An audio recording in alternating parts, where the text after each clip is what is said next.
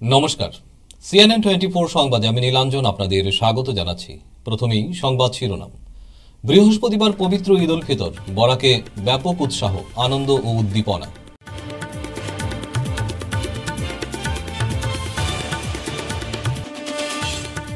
লোকসভা নির্বাচনকে সামনে রেখে কংগ্রেসের গ্যারান্টি কার্ড উন্মোচন করল কাছাড় জেলা কংগ্রেস।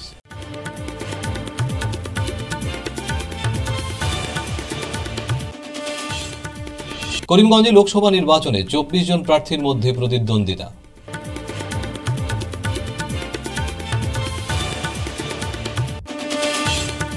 পুলিশ সুপার নোমাল মাহাত্তাকে সংবর্ধনা জানালো আম্রপালি সাহিত্য পত্রিকা।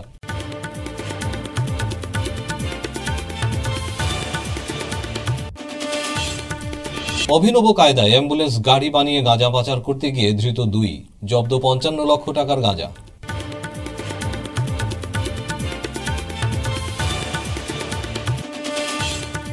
এবারে সংবাদ বিস্তারিত।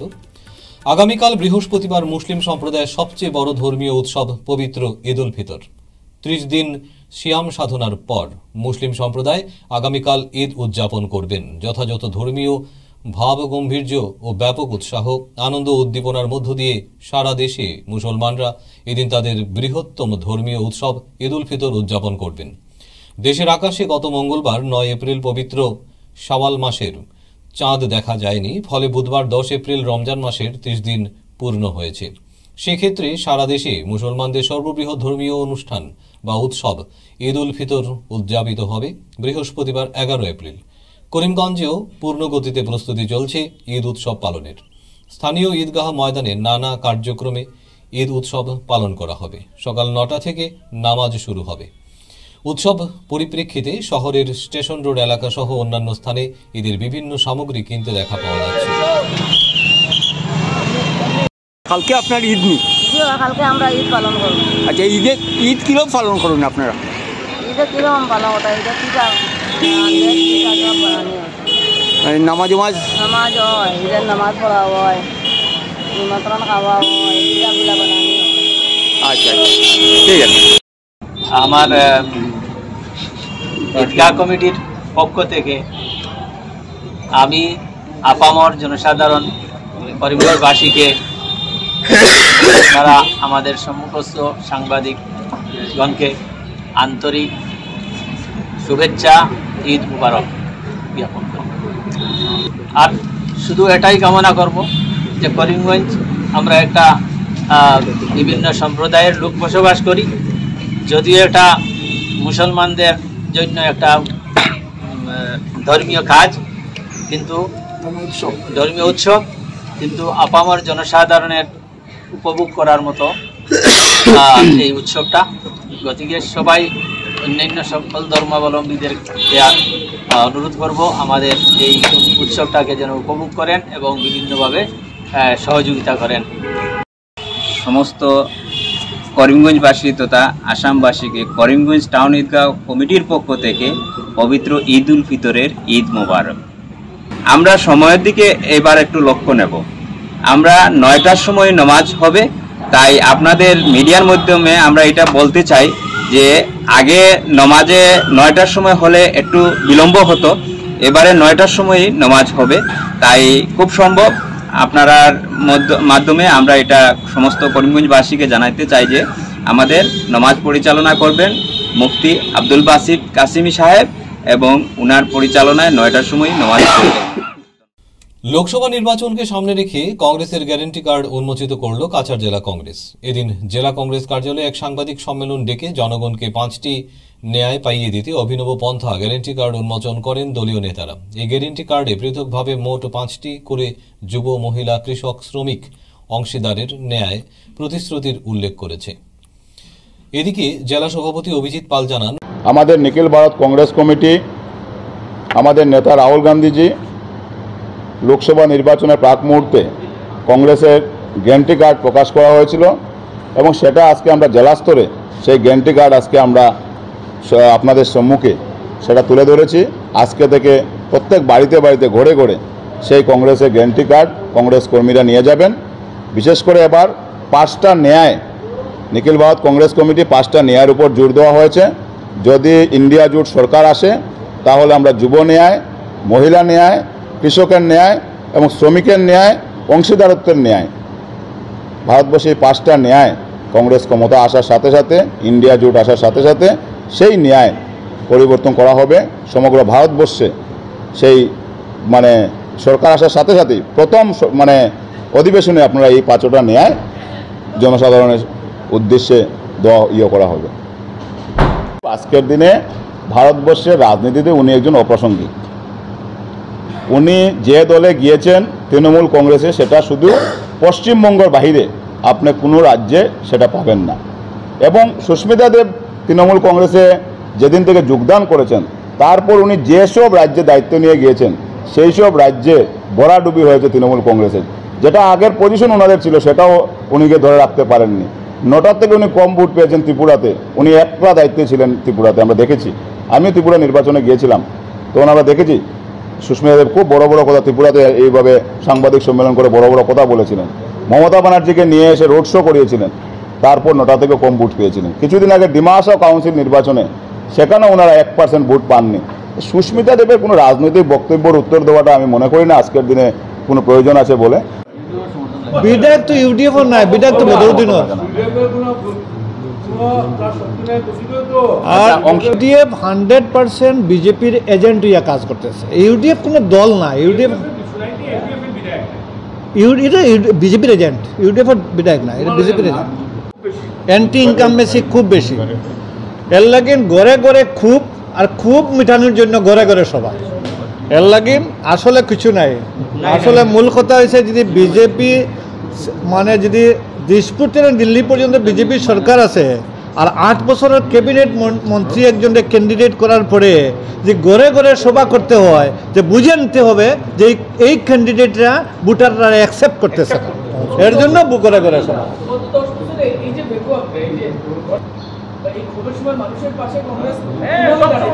সব সময় আছে। আর এবার রেজাল্টে দেখবেন, এবার রেজাল্টে 2টা করিমগঞ্জ এবং শিলচর 2টা জিতবো, তখন আপনারা দেখবেন যে মানুষের খুব কতটা কংগ্রেস মানে বিজেপির প্রতি।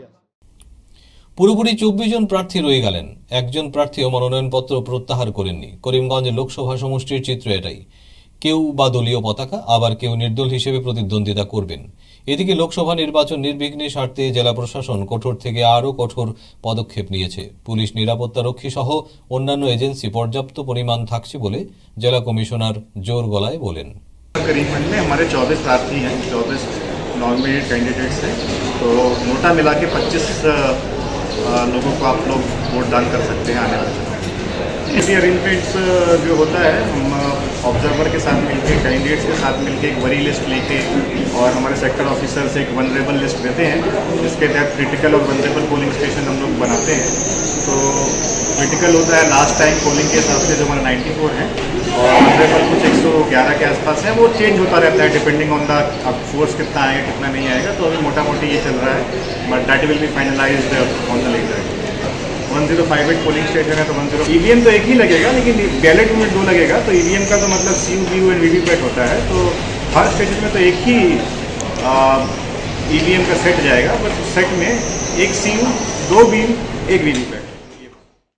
দক্ষতার সহিত কাছাড় জেলার অপরাধ দমন এবং আইন শৃঙ্খল রক্ষা করা ও সুষ্ঠুভাবে পুলিশ প্রশাসনিক কাজকর্ম পরিচালনার পাশাপাশি সাহিত্য চর্চার মাধ্যমে সুনাম অর্জনকারী পুলিশ সুপার নোমাল মাহাত্তাকে আম্রপালি সাহিত্য পত্রিকা গোষ্ঠীর পক্ষ থেকে সংবর্ধনা জানানো হয়েছে। বুধবার শিলচরের পুলিশ সুপার কার্যালয়ে আম্রপালি সাহিত্য পত্রিকার সম্পাদিকা doctor Kasturi Home Chowdhury police super Nomal মাহাত্তাকে উত্তরীয় স্মারক সম্মান, উপহার ও বই দিয়ে সংবর্ধনা জানান।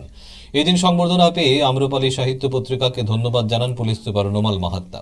এদিন সংক্ষিপ্ত অনুষ্ঠানে doctor Kasturi Home Chowdhury police super Nomal মাহাত্তার কর্মজীবনের পাশাপাশি সাহিত্য চর্চার প্রশংসাও করেন।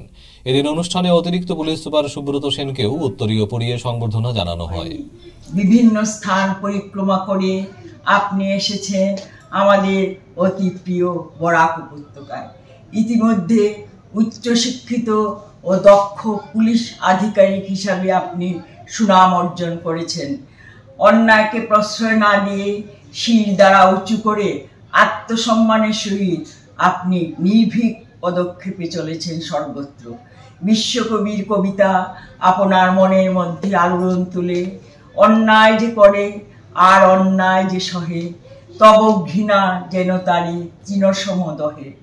এছাড়া প্রখ্যাত কবি জ্যোতিপ্রকাশ আগরওয়ালা ও কবি বিষ্ণু রাভার কবিতা আপনাকে লেখার প্রেরণা দে। বিকেলবেলা কে বাজায় সুরেলা বাঁশি, চালে খিলিপানের পুটুলি দে ছুড়ে, এই যে কানাইয়ের আসার সময়। এটা কি সুন্দর, ऐसा होता है मतलब এত ভিতরে ব্যঞ্জনা।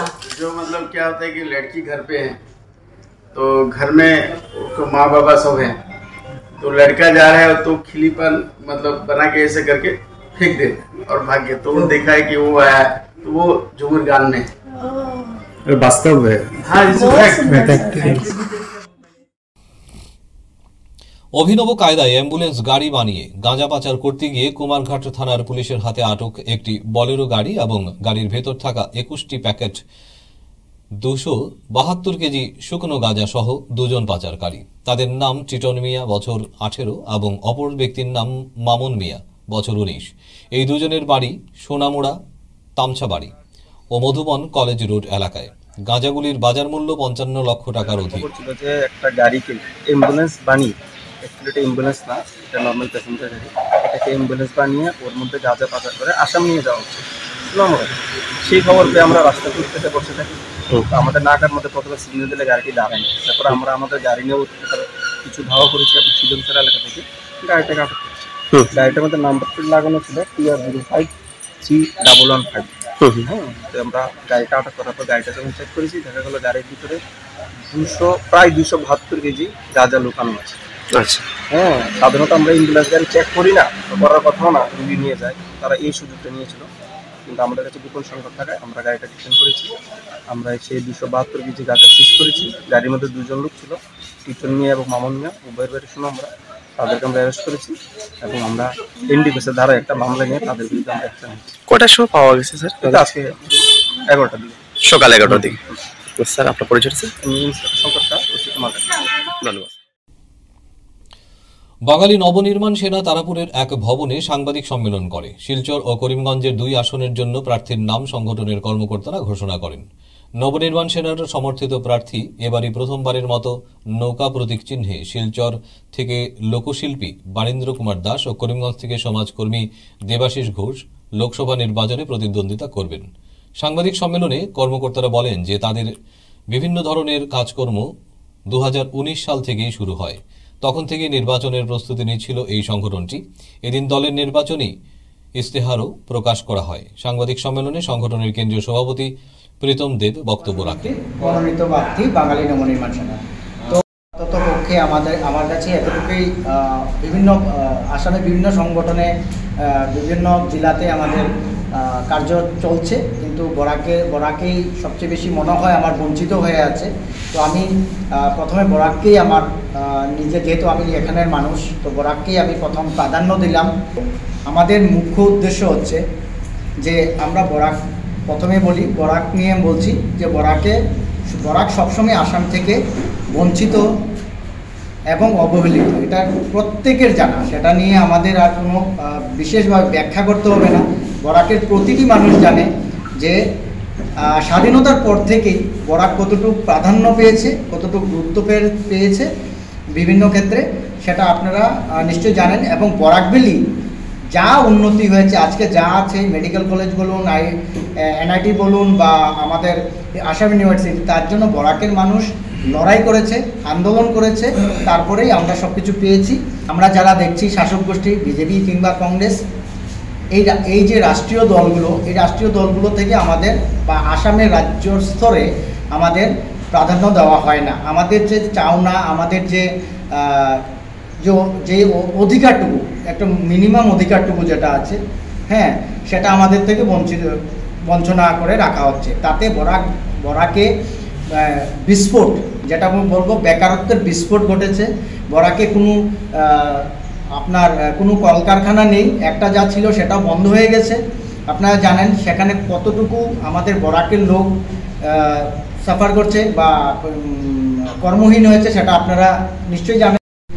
বাঙালিদের কাছে আমার আকুল আবেদন, আমি বাঙালি নবনির্মাণ সেনার হয়ে বাংলা ভাষা বাংলা সংস্কৃতির অস্তিত্বের জন্য আমি এই 2026 সালের লোকসভা আসনে মনোনীত প্রার্থী। আমাকে আপনারা সবাই বিপুল ভোটে জয়ী করবেন, এটাই আমার আত্মবিশ্বাস আপনাদের কাছে। আমি সেই সমীকরণের পুরোই আশাবাদী। একটাই কথা বলতে চাই, আমি একদম ক্ষুদ্র ঘরের ছেলে এবং আমি বাঙালি জাতির টানে ঘর থেকে বেরিয়ে এসেছি এই করিমগঞ্জ শহর 26 লোকসভা নির্বাচনে, এবং বাঙালি নবনির্মাণ সেনা আমাকে টিকিট প্রদান করেছে।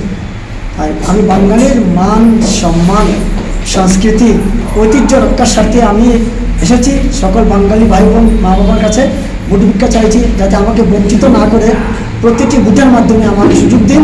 আর আমি যদি বাঙালির হয়ে গিয়ে এই কাজটুকু করতে পারি, আর এই বরাক বিলের বাঙালি যাতে বঞ্চিত না হয়, তার জন্য যাতে আমি লড়াই চালিয়ে যেতে পারি। ফিরছে একটা বিরতির পর, আপনারা সঙ্গে থাকুন। শিলচরবাসীদের জন্য সুখবর, এসে গেছে ভিভা ফুড কোর্ট। শিলচরের এই মুহূর্তের অন্যতম আকর্ষণ, যেখানে একই ছাদের তলায় আপনি পেয়ে যাবেন বিভিন্ন ধরনের মিষ্টি, রকমারি স্ন্যাক্স, থাকছে রুফটপ ক্যাফে, একই অঙ্গে এত কিছু। পিওর ভেজ এই ফুড কোর্টে আপনার আপনজনকে নিয়ে একটি সন্ধে কাটিয়ে যান। কথা দিচ্ছি আপনাকে আবারও আসতে হবে ভিভা ফুড কোর্টে। যোগাযোগ 9395935558 এই নাম্বারে। আপনাকে জানাই সাদর আমন্ত্রণ।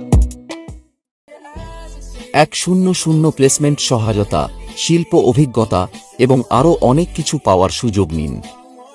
International institute of cosmetology and অ্যাস্থেটিক্সে যোগ দিন এবং শিলচর বসকোটেক, বাজান্তিপুর, পণ্ডিতে কসমেটোলজিতে আপনার স্বপ্ন এবং ক্যারিয়ারের মধ্যে ব্যবধান পূরণ করুন। ফিরে এলাম বিরতির পর। স্বাধীনতার 75 বছর পেরিয়ে গেলেও মধ্যধলাইয়ের গোপীনাথপুরের রাস্তাঘাট সহ বিভিন্ন সরকারি প্রকল্প থেকে আজ অবধি বঞ্চিত গ্রামের লোকেরা।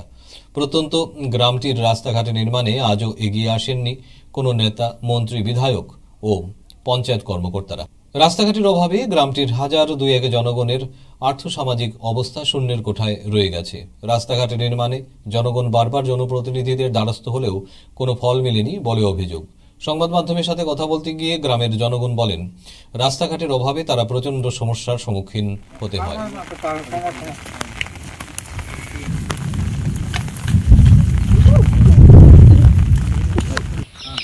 আমাদের এখানে প্রচুর ঘনবসতি আছে। এখানে একটা আমাদের স্কুলের সেন্টার আছে 598 নম্বর গোপীনাথপুর এলপি স্কুল। এই যে ডার্বির যে একটা গ্রুপ, এই গ্রুপের সমস্ত ভোটার এখানে 598 নম্বর এলপি স্কুলে। বারিশার সময় এই যে দেখছেন আপনি যে একটা বাসের যে ব্রিজ, এই ব্রিজটা ভাঙার পরে যাতায়াতের অনেক অসুবিধা হয় এবং কোনো সময় মানুষ এটা জলের সাঁতার দিয়ে এপার থেকে ওপার পার হতে পারা যায়। এবং সেই রাস্তার জন্য আমরা বিগত 3-4 বছর আগে আমাদের মাননীয় মন্ত্রী মহোদয়ের কাছে গিয়েছিলাম সমস্ত গ্রামবাসী, কিন্তু উনি রাস্তার কোনো আমাদের কর্ণপাত দেননি। এখানে একটা প্রধানমন্ত্রী সড়ক যোজনার রাস্তা আছে, এখান থেকে আরো 1200 মিটার পূর্বে যাওয়ার কথা, কিন্তু এই 1200 মিটারের জন্য আমরা অনেক মানুষ মন্ত্রী মহোদয়ের কাছে গিয়েছিলাম, উনি কোনো আমাদের সুযোগ সুবিধা দেননি। এই যে আমরা সাধারণ নালা, আমরা ক্ষেত করি, কৃষি কাজ করি, সবজি ক্ষেত করি, এই পুল বানাই, বাচ্চা কাচ্চা স্কুলে যায়, কত বানাইতে আমরা বারে বছরে 2-3 বার ভাঙিয়া যায়। বন্যা বড় বৃষ্টিপাত হইলে এটা বাইয়া যায় গিয়া, আবার আমরা ভাঙিয়া যায় গিয়া, তো একবারে ভাঙিয়া যায় গিয়া, পুলটা বড় ধরনের বৃষ্টি হইলে পুলটা যায় গিয়া, আবার বানাইতে লাগে। আমরা কৃষি কাজ করবো, সবজি খেতে কাজ করবো না, পুলটা বানাইমু। আমরা ভোট দিতে দিতে শেষ। সরকার কতবার, সরকার বনের কতবার যার, কত এমএলএ আর মন্ত্রী, আর আমরা খালি ভোট চার, ভোট দিই, আর ভোট দিতেও থাকি, আর এখনো দিব তো দিতেও থাকি, আর কিন্তু আমরা রাস্তার আর পুল আর কিছু হয় না। পূর্ব নির্ধারিত সূচি অনুযায়ী বিকেল 4:30টায় ধর্মনগরের নয়াপাড়া স্ট্যান্ডে বাম কংগ্রেস প্রার্থী রাজেন্দ্র রিয়াংয়ের সমর্থনে একটি নির্বাচনী জনসভা করার কথা ছিল। সেই সূচি অনুযায়ী বিকেল 4 ঘটিকা থেকে বামফ্রন্ট এবং কংগ্রেসের সমর্থকরা নয়াপাড়া অটো স্ট্যান্ডে সাউন্ড সিস্টেম লাগিয়ে একটা সভার আয়োজনে ব্যস্ত ছিলেন, কিন্তু স্থানীয় লোকেদের বাধার সম্মুখীন হয়ে বামফ্রন্টের কর্মীরা সভা না করে পালাতে বাধ্য হন। ঘটনার পর সন্ধ্যা 7টায় বামফ্রন্ট পার্টির অফিসে উত্তর জেলা বামফ্রন্টের সাধারণ সম্পাদক অমিতাভ দত্ত, রাজ্য কংগ্রেসের সম্পাদক চয়ন ভট্টাচার্য সহ অন্যান্যরা সাংবাদিক সম্মেলনে সাংবাদিকদের সম্মুখে তাদের বক্তব্য তুলে ধরেন। কিন্তু এমন একটা ভয়ের পরিবেশ সৃষ্টি করা হয় বিভিন্ন জায়গা থেকে, বিভিন্ন বুথ এলাকা থেকে আমাদের যারা অংশ নেওয়ার জন্য, সভাকে সফল করবার জন্য সেখানে যাচ্ছিলেন, তাদেরকে রাস্তা থেকে ভয় দেখিয়ে, হুমকি দিয়ে তাদেরকে ফেরত পাঠানো হয়। আমরা সেখানে মাইক ব্যবহার করতে পারিনি। যিনি মাইক দেওয়ার কথা ছিল তিনি ভয়ে সন্ত্রস্ত হয়ে তিনি জীবন ভিক্ষা চান আমাদের কাছে। মূল বিষয় কি ছিল? নির্বাচন কমিশন বারবার প্রতিশ্রুতি দিচ্ছেন ভায়োলেন্স ফ্রি নির্বাচন হবে, সন্ত্রাস মুক্ত নির্বাচন হবে। একই সন্ত্রাস মুক্ত নির্বাচনের পরিবেশ বা পরিস্থিতি শাসক দলের কোনো ভূমিকা থাকবে না। আমরা যে কথাটা বারবার বলছি, ভারতবর্ষের সংবিধান পদদলিত। 5 যুগের অধিক সময় কংগ্রেসের রাজ ছিল। বিশেষ করে স্থানীয়ভাবে নির্বাচিত সর্বস্তরের জনপ্রতিনিধি কালেন ব্লক অধীন কুশিয়ারকুল জিপির গুমরা গ্রান্টে বিশুদ্ধ পানীয় জলের ব্যবস্থা করে দিতে পুরোপুরি ব্যর্থ। ভুক্তভোগীদের কথায় বিজেপির আমলে গণদাবিকে গুরুত্ব দিয়ে গুমরা গ্রান্টে পানীয় জল প্রকল্প নির্মাণের জন্য মোটা অঙ্কের অর্থ বরাদ্দ হয়ে আসে। কাজের প্ল্যান এস্টিমেট বা ফলক না লাগিয়ে জনগণকে অন্ধকারে রেখে কাজের বারাদপ্রাপ্ত ঠিকাদার স্থানীয় একাংশ নেতাদের সাথে সমঝোতা করে নেতাদের পূর্ণ মদতে অতি নিম্নমানের নির্মাণ কাজ করে যাচ্ছেন ঠিকাদার। নির্মাণ কাজ সঠিক হচ্ছে না বলে তা নিয়ে জনপ্রতিনিধির কাছে একাধিকবার আবেদন করা হয়। কাজের সরজমিনে তদন্ত করার গণদাবিকে বিন্দুমাত্র গুরুত্ব দেয়নি স্থানীয় প্রতিনিধিরা। নিরুপায় হয়ে গণস্বাক্ষরিত অভিযোগনামা বিভাগীয় বাস্তুকারের হাতে তুলে দেওয়া হয়।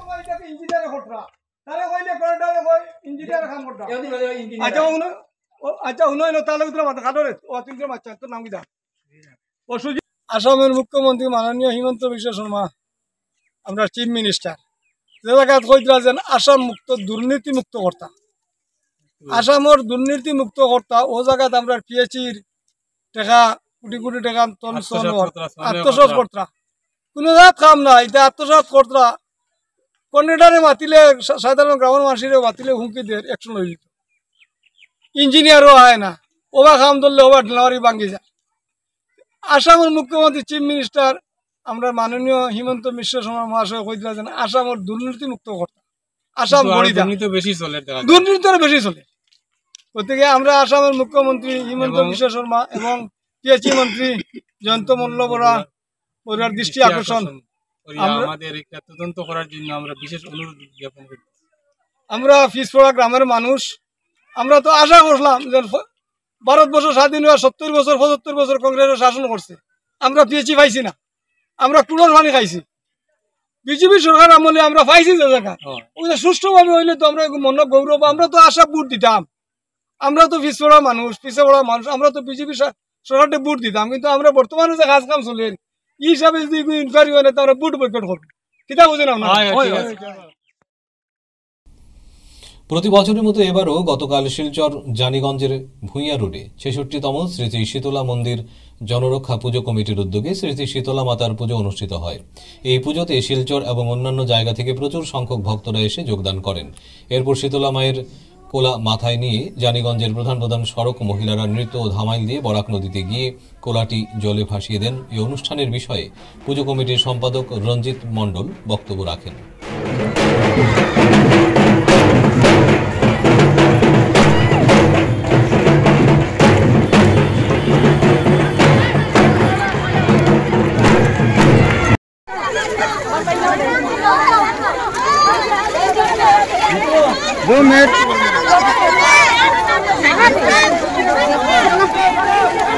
মায়ের পূজা আজকে 1958 থেকে স্টার্ট হয়েছে।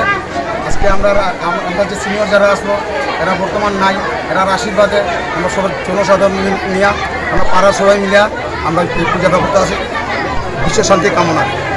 আমরা চাইছি যে এটা মানে আর একটু বড় করতে ইচ্ছা আসলো আর কি, তাকে মানে বৃষ্টি মানে এগুলো আমরা পারছি না, যতটুকু পারছি আজকে মায়ের আশীর্বাদে আমরা সবাইকে নিয়ে এই অনুষ্ঠানটা করবো।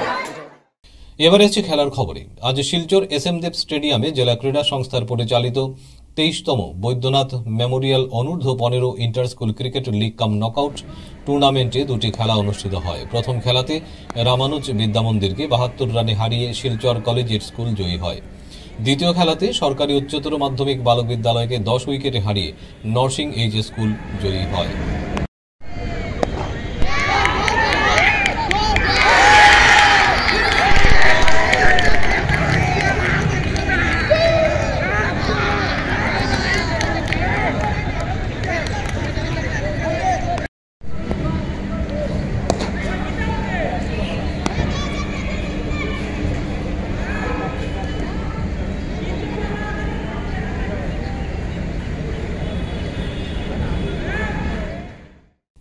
আজকের মতো সংবাদ এ পর্যন্তই। নমস্কার।